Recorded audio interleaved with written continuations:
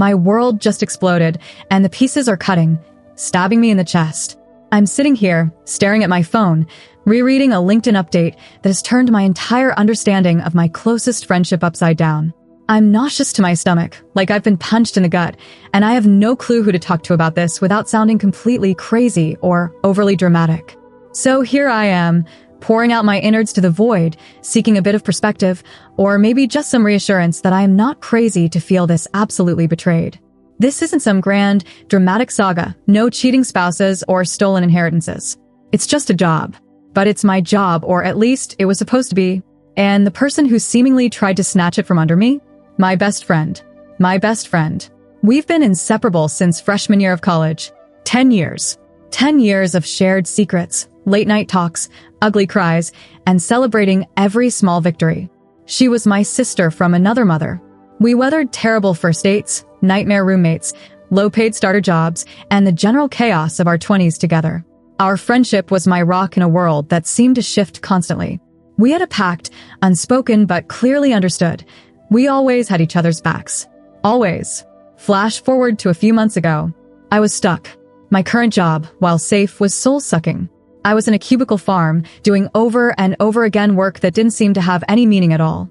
I'd wake up each morning and roll out of bed, dreading the commute. I'd complain to my best friend about it constantly, and she was always there listening, advising, reminding me of my worth. She knew how much I needed a change, how I yearned for a role where I would have the opportunity to be creative and make a real impact. And then it happened. I stumbled upon it while mindlessly scrolling through LinkedIn on a Tuesday evening. A job post for a content strategist at a mid-sized tech company, Innovate Tech. The description was everything I'd been looking for: creating brand narratives, collaborating with marketing teams, shaping online presence. It wasn't a job, it was the job. The one you dream about for years. The company itself was well-renowned, with a solid reputation for inclusive culture and progressive projects. It felt like destiny. I remember the exact moment. I nearly screamed, then immediately FaceTimed my best friend. It was late, but I knew she wouldn't mind. "You won't believe what I just found," I enthused, my voice probably a couple of octaves higher than usual. I held my laptop up to the camera, waving at the job description. "This is it. This is the one. It's exactly what I've been talking about, all I want to do." She was ecstatic for me, or at least she seemed to be. "Oh my God, Alex, this is amazing," she raved, her eyes shining with enthusiasm. "You totally have to apply. Like, right now." We spent the next hour dissecting the job description, brainstorming ways in which I'd tailor my resume, and even practicing a couple of potential interview questions. She was so supportive, so positive. She even offered to proof my cover letter, which she did, conscientiously, later in the week. She was aware of all the particulars of my application, all my nervous musings about it. She was my biggest cheerleader.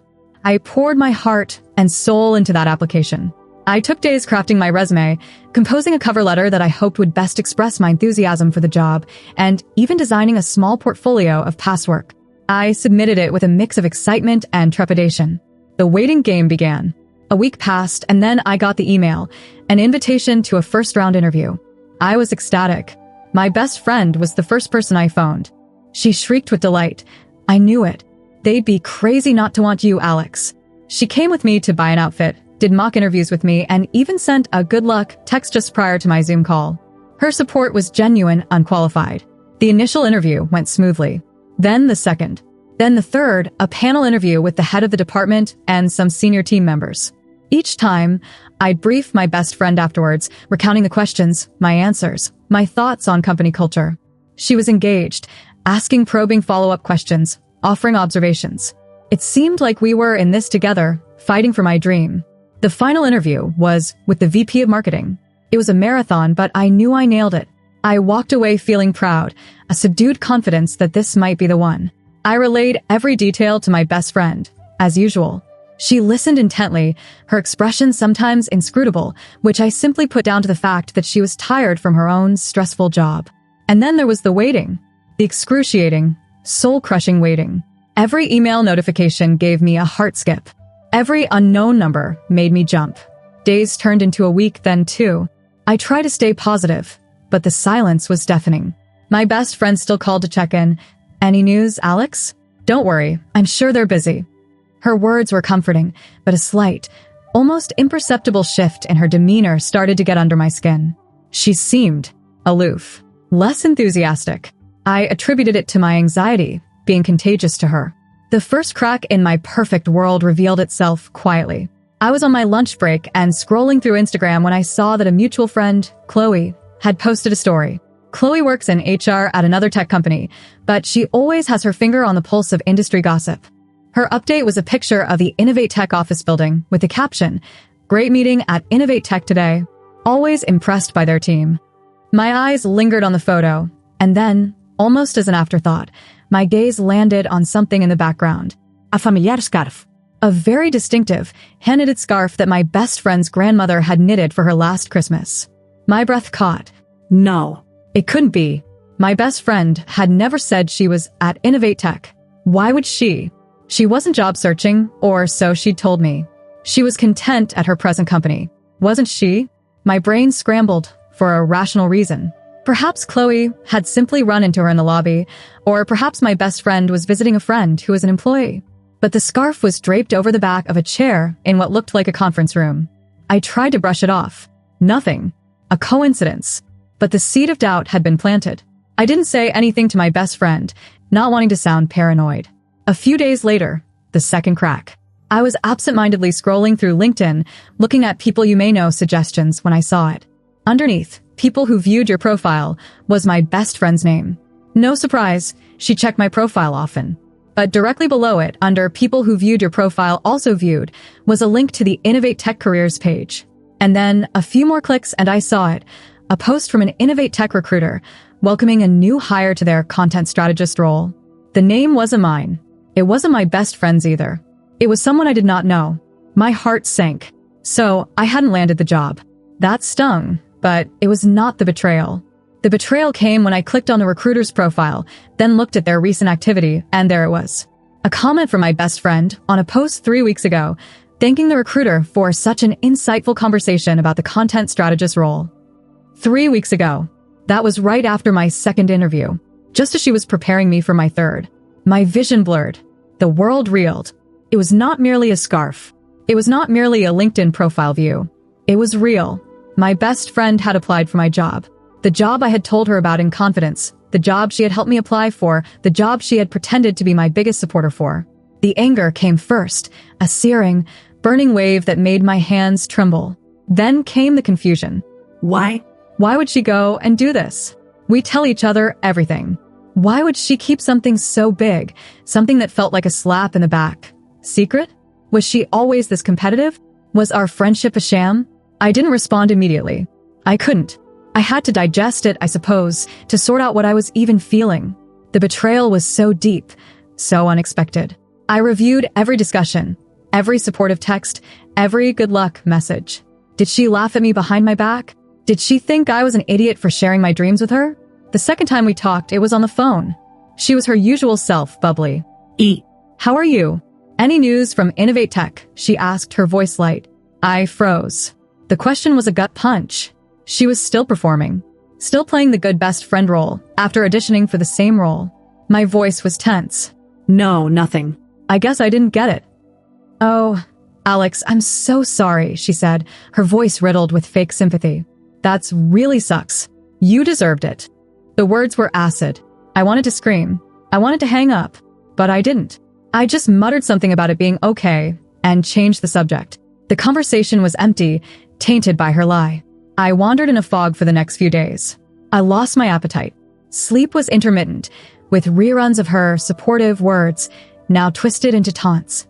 I felt a profound sadness, not just for the loss of the job, but for the loss of the friendship I thought I had. I couldn't continue living with the unstated truth between us. I needed answers. I needed to know why. I invited her over for dinner, trying hard to sound casual. She came, same effervescent individual, with a bottle of wine. We talked, ate the pasta I had just managed to cook. My heart was pounding, a drum against my ribs. Later, after we ate, while we were washing the dishes, I took a deep breath. My best friend, I started, my voice trembling a bit despite myself. We need to talk about something. Her smile faded. Oh, what is it? I know you applied for the content strategist role at Innovate Tech. I blurted, not able to contain it any longer. The color drained from her face. Her eyes widened, and she took a step back, bumping into the kitchen counter. What? Alex, what are you talking about? The denial was quick, but her voice shook. Don't lie to me, I said, my voice raised. I saw your reply to the recruiter's LinkedIn post. The one where you thanked them for a good conversation about the job. Silence. There was a heavy, suffocating silence in the kitchen. She turned away, her eyes fixed on the floor. Her shoulders slumped. Why? I exclaimed, my voice breaking. Why would you do that? And why would you keep it a secret for me? You knew how much that job meant to me. You helped me apply for it. She did eventually look up, her eyes gleaming. Alex, I can explain. Then explain, I challenged, my arms crossed, my heart aching. She took a shaking breath. Okay, I know how this looks, and I know I messed up. Big time. She paused, searching for words.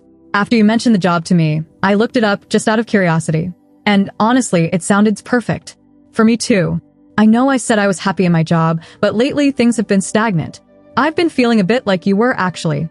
Just stuck. So, you went and applied behind my back?